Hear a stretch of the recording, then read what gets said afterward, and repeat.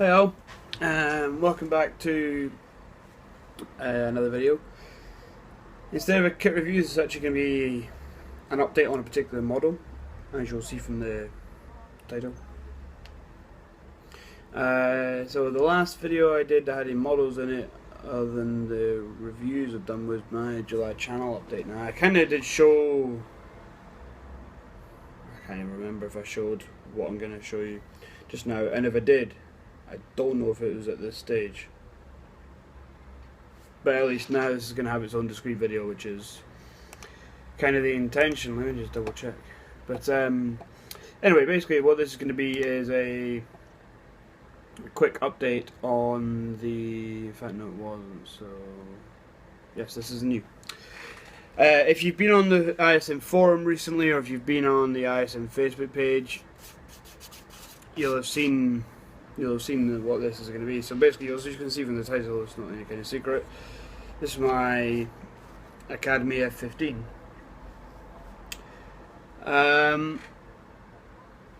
Now, recently, I've not had much time for modeling. I've been managing to get some done each night after I've been doing my work for the day. We've been working hard on my thesis during the day. I'm just taking a little break now. It's really warm here, so taking a little break now. I thought I'd film this quickly, get that uploaded, and get back to doing some work. And so yeah, I've been managing to get some work done on this every night. So for starters, there's a few new things I'm trying. Basically, it was primed with Vallejo Grey, which I use for a lot of things. And I'm not going to start going. I've been quite an advocate of it. I've been quite defensive of it when a lot of people have had trouble, and that's not to say that people have not had trouble with it. It's just that personally I never had any issue with it. So there was a lot of people, and this is not aimed at anybody, just there was quite a number of people from all different places have mentioned that they've had trouble with it, and this, that and the other. They'll never touch it again, and the like, which is fair enough. You know, if you've had trouble with it, don't use it. Why not? However, I don't have much trouble with it, but I think what it was I'd taken the advice I'd seen on Facebook from Scale Model Medic, and he uses Vallejo products quite a lot, and he's quite an advocate for them, and had mentioned that he kind of gets around the Vallejo paints. It's something I've noticed and have never had much concern with, because it's never been a major problem for me, is that they dry on the needle tip very, very easily, and they don't clog up, but they dry on the needle tip, and obviously it disrupts your spray pattern. So he basically had suggested using the drying retard. So I picked up some Vallejo drying retarder. That's my varnish. That's what I'm after. The retarder medium, that's my varnish. The retarder medium. Now, I must admit that when mixed with the primer, that didn't seem to make much difference. Potentially made it worse. Now, I think that's because it's a different kind of paint in the primer than it is in the likes of your model A and your model color here. I think the primer is a different. It's a polyurethane paint. It's a different kind of paint. It's probably got a different chemical makeup, which is why it possibly doesn't work with this stuff very well. The other thing is, although they say, you know, a lot of people would say thin it a little bit. I used to add a couple of drops of UMP thinner, but actually I think that makes it too thin and it doesn't work properly. I just find the best way to spray is to literally knead from the bottom. And yeah, it'll dry on the tip a little bit, but a cotton bud with a bit of thinner or a bit of airbrush cleaner just to clean that needle every now and again shouldn't have any bother at all. And I went back to doing this, primed some parts last night, no bother at all. And if you know you're not going to need to sand any parts, like these little parts I'll show you in a minute, then it doesn't matter. Once it's dry, to stick another coat on top, go for it. You know, the only reason you might need to leave the bare primer to cure for a particular length of time is if you're going to have to do any sanding afterwards. So yeah. Anyway, enough about primer. I managed to get a primer coat down eventually after having issues with this and whatever. got Primaco down, got some pre-shading done. Again, had some issues with the pre-shading. It's the actual model colour, not the model air black I've got, so it's a bit thicker. Although there's the very useful UMP thinner ratio chart, I still struggle with actually getting a decent ratio. So again, because it dries on the tip a little bit, it responded better to putting a bit of this in, I must admit. Eventually got the pre-shading done. It was a bit of a waste of time because I knew fine well that the plane's dark, so it was never going to show through very much anyway, so it was maybe a little bit of wasted effort. But to cure that, I have ordered myself some Tamiya white and Tamiya black, because the couple of Tamiya planes I've got, you know, yes, there's so many paint ranges, and yes, there's so many advantages, disadvantages to each of the others, blah blah. But the few Tamiya paints I've ever used have sprayed fine once you get that thinning ratio properly. But I did notice a lot less drying on the needle tip. It's just the type of paint it is. And so therefore I thought Tamiya black would probably make a better paint for doing pre-shading with than the model colour black. And although I get on okay with this model colour white, I hear that Tamiya white is a good colour as well. So I got them to try them out. I've also got some Tamiya Alclad Aqua Gloss coming as well, which I hear is a very good gloss varnish. I've been after a nice thin good gloss varnish for a while.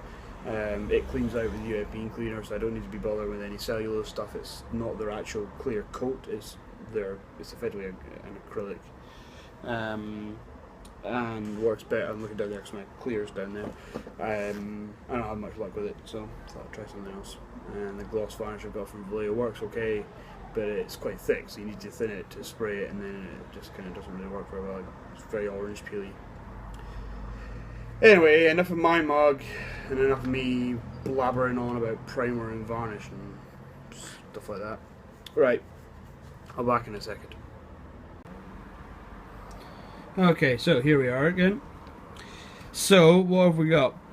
Basically, I've got a painted F-15 sitting on the desk. Woo! Let's have a look. So, basically, the kit I have only is the Academy kit, the Seymour Johnson boxing, which basically means it only comes with one set of decals. There's only one marking option in it, which is an aircraft from the Seymour Johnson airbase, funnily enough. I'm okay with that. I wasn't after modelling any particular kind of one, so I just wanted an F-15, so I'm not bothered that it's one. So unlike Paul's, which looks fantastic by the way, it doesn't have the kind of two-tone grey camo. It's just all one monotone colour of grey. In this case, the call-out calls for German grey, so it's quite a dark grey. However, that gave me the opportunity to practice something I'd never done before. Now you might be sitting looking at this going, oh well, you were saying that the pre-shading wasn't going to show through, your pre-shading is clearly showing through. Well, it hasn't really. What that is post-shading, or post-highlighting I suppose, because I lightened the paint rather than darkened it. So what I've done is painted it all German grey, and then I added a couple of drops of Vallejo Model Air light grey. Let me get a pointy thing, and as you can basically see, I'll point it out anyway, as you can basically see, I've hit the inside of each panel with this lighter grey. And then what I did was I added a few drops more, and in some places it's quite obvious, here, down the spine a little bit, here, here, I basically just added some further highlights to the middle of the panels in slightly more random patterns. So if you can kind of see it's quite squiggly down the air brake there. And I like the effect. It works really well, actually. I'm really pleased with it. So once that was done, while I had the pre-shading out, I painted up the top of the console there. I suppose what I should have done is as Paul does, which was basically put the canopy in place, mask it up and paint it so that you're painting the frame at the same time as the airframe, and do yourself a favour, but I didn't bother because it's still got big seams to remove and stuff, and I didn't want to try doing all that while I painted the edges. So the canopy still got to come. If we spin it about, you'll see then at the rear, then the metal part around that's not actually the burner cans, it's the actual fuselage on the F-15 is bare metal at the back, or if it's not bare metal, it's painted. So I used Vallejo steel, Vallejo mud layer steel mixed with a bit of gunmetal metallizer just to darken it a touch. So that worked well. Still got to finish painting the arrestor hook. Actually, I kind of just only touched on that, so I've got to do that. Next up, I masked and sprayed the wheel wells. So that's all the main painting done. There's a few little things. I put a little bit of Citadel black wash because I wanted actual black just in the various vents. There's actually some still got to do that one, and there's one on the underside still to do. I just wanted to make sure that they were kind of nice and dark and stood out a little bit, because in the end their vents are open presumably to the inside and it's going to be dark in there. So that's that. Ordnance is here. I actually still need to go and post shade the drop tanks here. They need to be post shaded a little bit to match the fuselage up. Wheels, undercarriage legs, AIM-120s, AIM-9s, so sidewinders, and I think AIM-120 is the Sparrow. I think that's an anti-radar missile. Can't remember. A couple of paveways, a JDAM, and some iron bombs there. I just kind of figured out that this loadout is not actually going to work.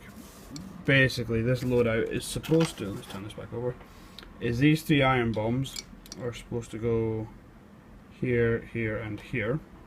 The 2 paveways are supposed to go here and here. Where are we going? Here and here. A JDAM in the middle, drop tank on each of the wing pylons, and the other 2 pylons are for the missiles. Now, I came across a problem when I was just trying this out earlier on, in that when a bomb's on here, the bomb on here doesn't fit. So I'm going to revise the loadout slightly, and I think I'll probably have it as paveway, iron bomb, something like that. Or have the 2 iron bombs on this side, one here and one here, and the 2 paveways on the other side. Don't know. We'll come to that when we come to it. So that's the ordnance, and then the bits I was doing last night was, this one was already done but had some overspray. I left it on the desk and caught it with some primer when I was painting something else that needed redone. That's really dark. So that's basically one of the wee sensor pods. That's the pylon for it, and the other sensor pod which is attached to this pylon, they mount in these 2 parts here, and the undercarriage doors. So the undercarriage doors need painted white on the inside, that's just the grey primer at the moment, and the doors and everything else grey will need a little bit of that post shading just to match up a little bit. Actually what I'm going to do is on these pods is actually stick a little bit of chipping and stuff, but that'll come when I do the weathering for the overall thing. I'm going to keep it light, but things like on some of the rails, obviously these are highway areas, so actually I might end up picking out quite a bit of these little ordnance attachment points in silver, just to, you know, they probably get chipped up quite a bit. Edges of the air intakes as foreign objects go in there, a little bit here and there along the wing, the wing leading edges, just subtle, but it just shows a little bit of wear rather than weathering. I'll pick out the wingtip lights at some point, and that's about it really. And then obviously there's the cockpit frame to do, the canopy frame, sorry, to do, the canopy framing. The canopy's got seam to be removed, undercarriage needs installed. I've got the Ammo by MiG Boo-Hiss tires and tracks paint set, so actually instead of these being nice black wheels, I'm going to use the darker grey that comes in there for the tires on that. And then it's going to be, I'll get all that painted up before my gloss arrives, and once the gloss arrives then everything should be at the stage ready for a gloss coat and decals. I mean, there's a whole load of decals for the ordnance, there's a load of decals obviously for the airframe, that once that arrives I can get that down and get the decals on. Get a panel line wash on there after the decals are done. I'm gonna try. So sorry, Paul. I know you called me a traitor for this, but it's a grey jet, and I think I'm gonna try using this panel line wash deep grey from MiG for dark grey jets. So we'll see how that looks. If I have trouble with it or it doesn't work, I'll hit it with UMP Dark Dirt. I'll be using UMP Dark Dirt in the wheel wells and probably on the ordnance anyway. So don't worry, Paul. I'm using some of your products. He knows I'm only. I know he's only joking. Or is he? And that's about it, really. So that's. Oh shit! I just broke an aerial off.